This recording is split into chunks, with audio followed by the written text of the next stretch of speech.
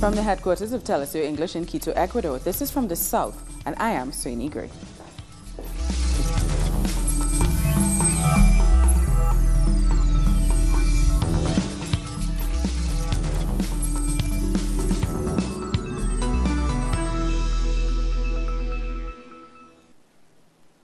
The Association of Caribbean States has begun a three-day meeting on the Venezuelan island of Margarita. The first session focused on regional cooperation to reduce the risk of disasters. The delegates from 32 member and associate states will be discussing a number of proposed projects in this area. On Thursday and Friday, the ACS Council of Ministers will be meeting. But first, let's take a quick peek at what the ACS is and what its aims are. To enhance regional cooperation among the member states. They hope to achieve this through consultation, cooperation, and collective action.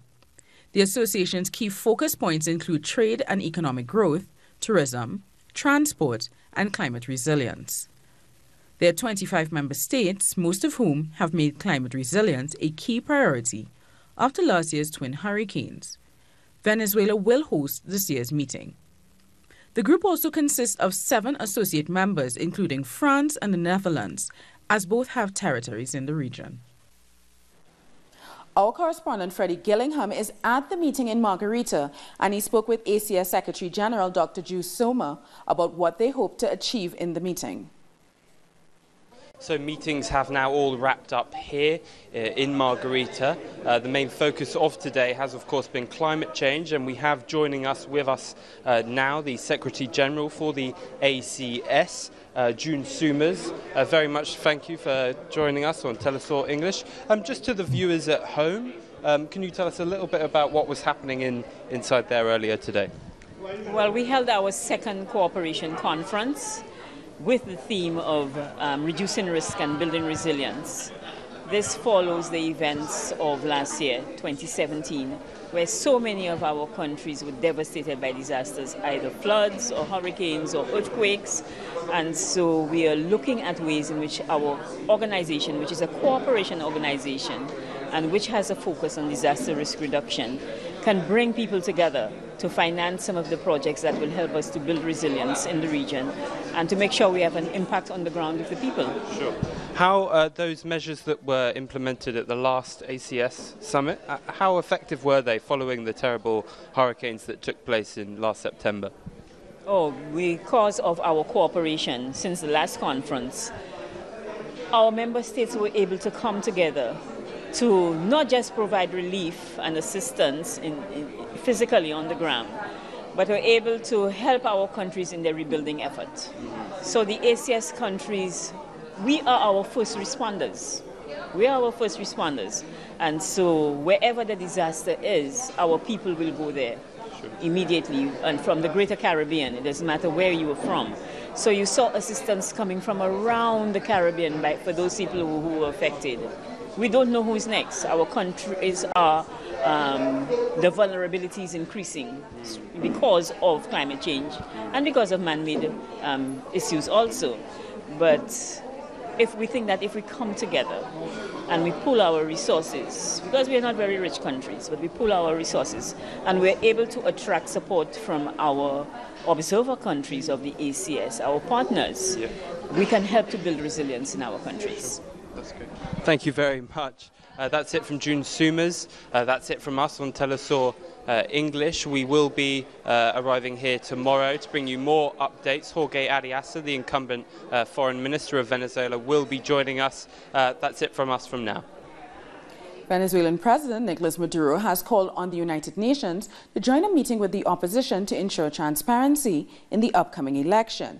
He tweeted that Venezuela is looking for peace and democracy, and invited the United Nations to send an exploratory mission to give the world guarantees about the transparency about the electoral process scheduled for May 20th. And the main opposition candidate in May's presidential election, Henry Falcon, has been at the United Nations in New York to push for it to send an observer mission to Venezuela. Falcon tweeted that the visit was part of the initiatives he's taken to build confidence, defend the institution of voting, and to promote citizen participation in the electoral process. Falcon was accompanied by his economic advisor, Francisco Rodriguez, and the Venezuelan ambassador to the United Nations, Salvador Moncada. To Grenada now, where Prime Minister Keith Mitchell has led the new National Party to victory. His party made a clean sweep of all 15 seats. The Prime Minister immediately called on his main rivals in the National Democratic Congress to work with the government to chart the future of Grenada. No one should worry about the lack of a formal opposition. We will involve our people at all levels. That is my commitment to you here tonight and the people of Grenada, Carriacou and Petit Martin. I must say this, I shed some tears already today. I am humbled. I am humbled by this experience. You have given me a trust that no other man has ever been given. No parts of the Caribbean and no parts of the world. 3 times all the seats in Parliament. In a post on Facebook, the NDC leader Nazim Burke conceded defeat, and he said he accepts the will of the people. Tonight, the people of Grenada, Carriacou and Petit Martin have delivered their verdict and have decided that they wish to continue with the new National Party as the government of Grenada. We wish to take this opportunity to congratulate Prime Minister Keith Mitchell and the members of the leaders of the new National Party on what we must admit is a resounding victory. Yes. This is the 3rd time the Grenadian Parliament will have no opposition, the 2nd consecutively.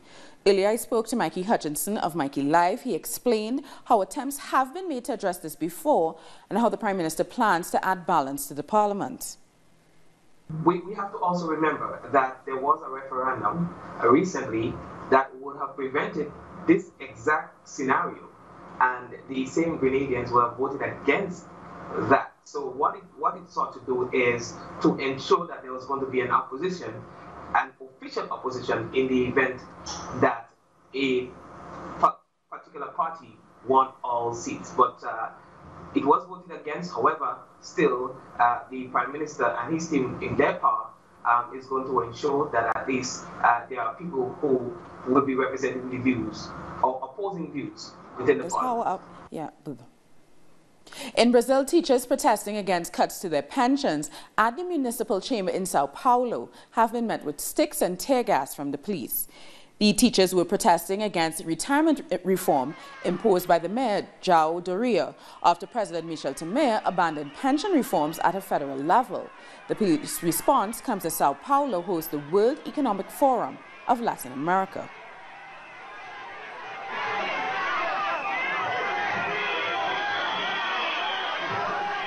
The World Social Forum of Bahia 2018 has begun in the city of Salvador de Bahia. Our correspondent Ignacio Limas has all the details. Greetings to you all. Today, the World Social Forum of Bahia 2018 has started in the city of Salvador de Bahia. Social movements and activists have gathered to show support against the capitalist crisis the world is facing and against the democratic crisis Brazil is living. On the inauguration of this forum, a demonstration took place starting off at the center of the city and ending at the Plaza de Pueblo. Activists of various sectors of the society and indigenous people took part of the demonstration denouncing the neoliberal policies of the Brazilian government. An assembly for democracy will also take place in the forum on March 15th. Luis Inácio Lula da Silva will be attending, as well as Dilma Rousseff and former progressive presidents like Manuel Zelaya, Ecuador's Rafael Correa, and Paraguay's Fernando Lugo, some of whom have suffered a coup d'etat and are now expressing solidarity with the Workers' Party and with Lula da Silva in face of an attempt by the Brazilian justice system to stop him from running in the presidential election. 4 days of activities in Bahia. At the same time, the World Economic Forum takes place in the city of Sao Paulo. Back to you. We'll take a short break now, but join us again after this look at what our multimedia colleagues are reporting.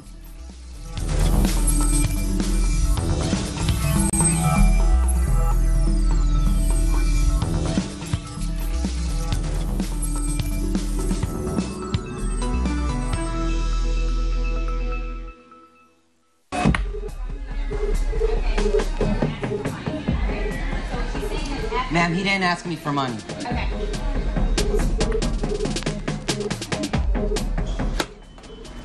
McDonald's in Myrtle Beach. I bring a homeless guy from right here, bring him to eat, bring him inside.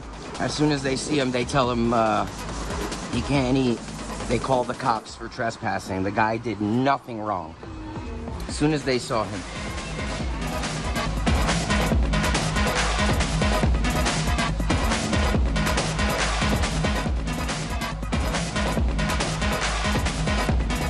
Okay, he wants you removed. You have to go.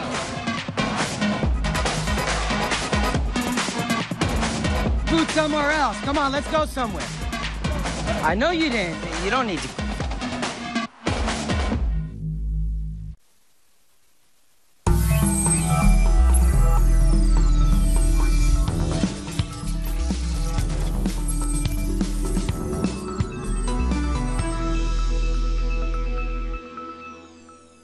Welcome back.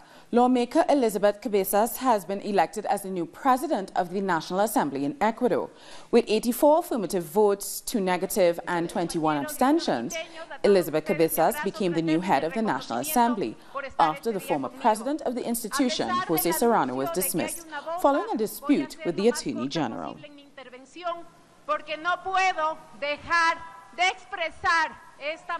And here's our Quito correspondent, Denise Herrera, with more. We are now at a National Assembly where the new president of the Assembly was just elected with 84 votes in favor. The new president of the National Assembly of Ecuador is the Assemblywoman Elizabeth Cabezas, Assemblywoman for the political party Alianza País. We have to remember that Elizabeth Cabezas was part of the political party Alianza País for more than 10 years. She was very close to the former president Rafael Correa and the ex-vice president Jorge Glass. In her first speech, she said that he will continue fighting for the Ecuadorian people and to maintain the calm, the peace in the country. So we have a new president of the Assembly. It's all that I can bring you for now. We're back to you in the studio with more information. Thanks for that report, Denise. Ecuador's Foreign Affairs Minister Maria Fernanda Espinosa has welcomed the decision to resume peace talks between the government of Colombia and the National Liberation Army, the ELN, which are being held in Quito. She called the decision great news. Her statements come before the restart of the 5th cycle of talks in the capital of Quito. The talks were originally scheduled to begin in January. The Ministry of Foreign Affairs recently issued an official statement requesting all parties to resume dialogue. For Ecuador, it is great news that the peace talks between the government of Colombia and the National Liberation Army have been resumed. We truly celebrate that this 5th round is taking place. And we reiterate our commitment to peace in Colombia because peace in Colombia is peace for all of Latin America. And in Colombia, there are high expectations over the resumption of peace talks between the government and the ELN. Civil society members are demanding that all parties make significant advancements in the negotiations. Social and citizen organizations that support peace celebrated the Colombian government's decision to return to the negotiating table with the ELN. They say restarting talks will save lives. This is about human lives. It's about having peace in our land. This was the overwhelming argument to continue the talks. The strength of the arguments and the responsibility to all Colombians prevails.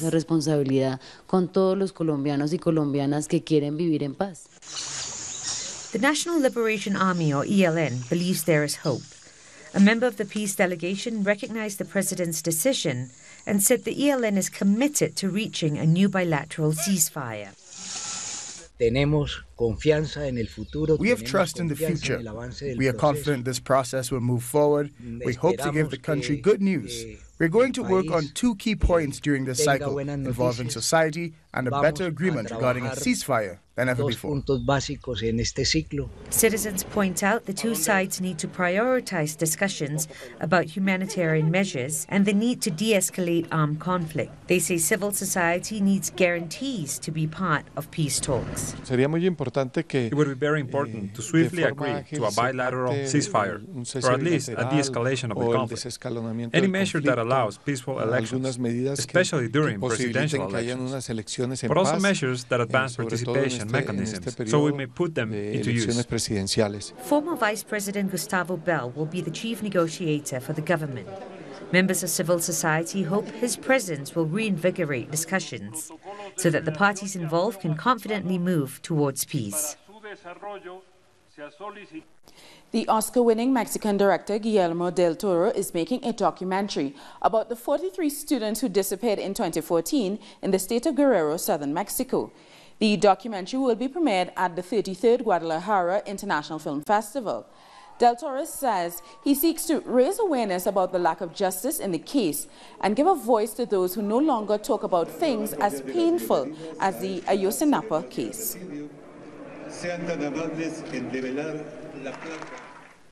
The 43 teaching students have been missing since September 2014, and their families have been calling on the government to do more to find out what actually happened. A new report highlights the emotional impact of the case. Our correspondent, Pablo Perez, has the details. We are here in the Centro Cultural Universitario Tlatelolco. This is the place, this is a museum at the place where the government repression led to the killing of several hundred students in 1968 here in Mexico City.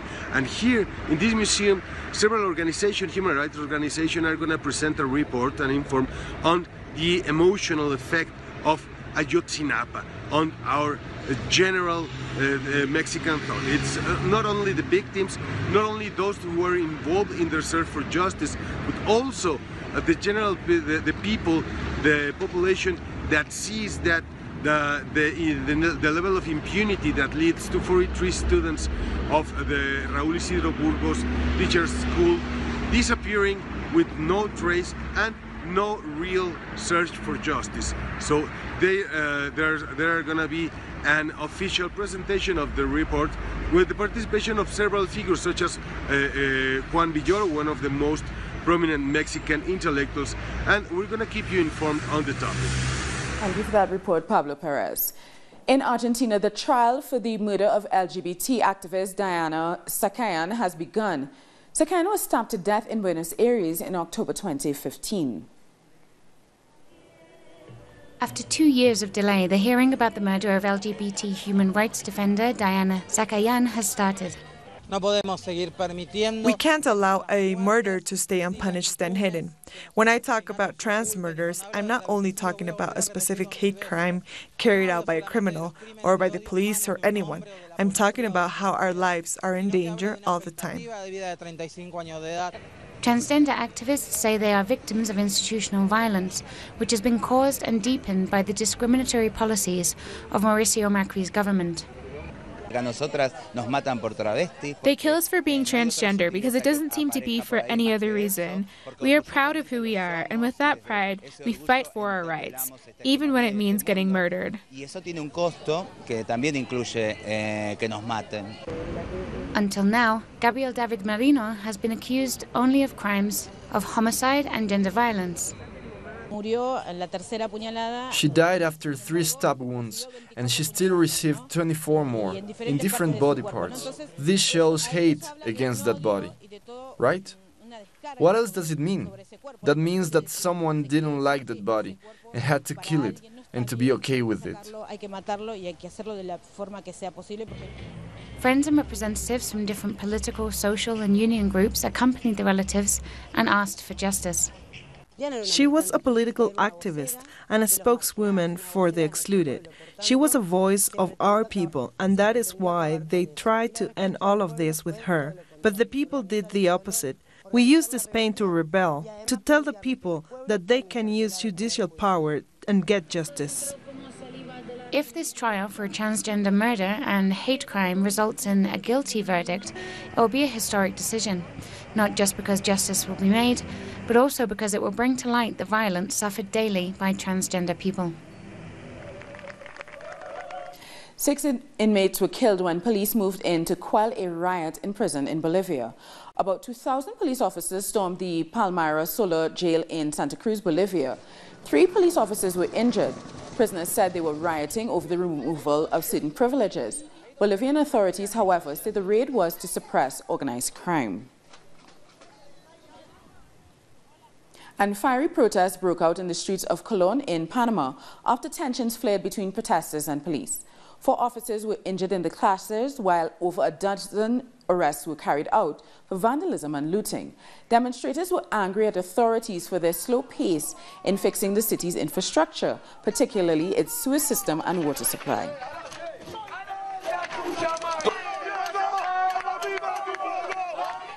The European Union has removed 1 Caribbean nation from their blacklisted tax haven countries, but has added 3 more.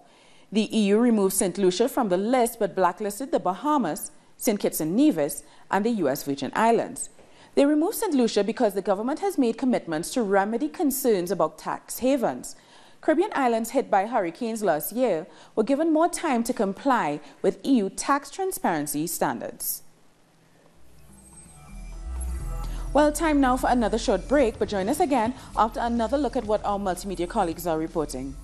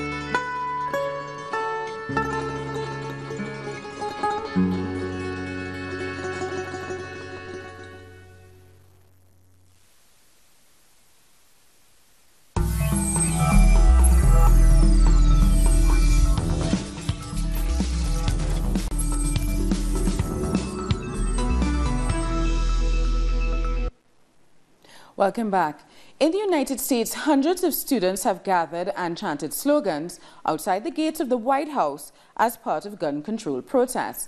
The students sat down on the ground with their backs to the White House, a symbolic gesture they hope will send a message to U.S. President Donald Trump.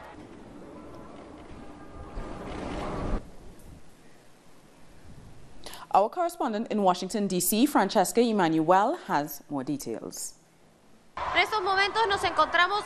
Here at the Capitol, a student demonstration has taken place as part of nationwide actions demanding gun control. The march began at the White House and has been joined by several congresspeople who support tighter restrictions. About 3,000 protests across the country have been held by students who walked out of their classrooms and held 17 minutes of silence to remember the 17 victims of the Parkland High School massacre a month ago. The students are demanding stronger gun control policies, a raise of the legal buying age from 18 to 21, and the prohibition of assault rifles, like the one used in the Parkland shooting, and they're largely opposed to President Donald Trump's proposal to give arms to teachers. The world-renowned physicist and political activist Stephen Hawking has died. He passed away peacefully in the early hours of Wednesday morning at his home in Cambridge. He was 76 years old. He was diagnosed with motor neuron disease in 1962. At the time, doctors gave him 2 years to live, and yet he defied all odds, going on to live an extraordinary life and develop his most groundbreaking theories of physics, space, and time. Hawking is survived by his children, Lucy, Robert, and Tim. Now let's have a look at some of the other stories making headlines around the world. Hundreds of people have fled from Afrin in northern Syria as Turkish forces get closer to the town, heading toward nearby areas controlled by the Syrian government. Turkey launched a military offensive into the border enclave on January 20th against the Kurdish People's Protection Units. Russian President Vladimir Putin has visited Crimea days before elections and to celebrate the anniversary of the referendum on the annexation of Crimea with Russia. Appearing in front of a crowd of cheering supporters in the Crimean city of Sevastopol, Putin said that 4 years ago, the people of Crimea took the historic decision to become part of Russia. With your decision, you showed the entire world the meaning of true democracy.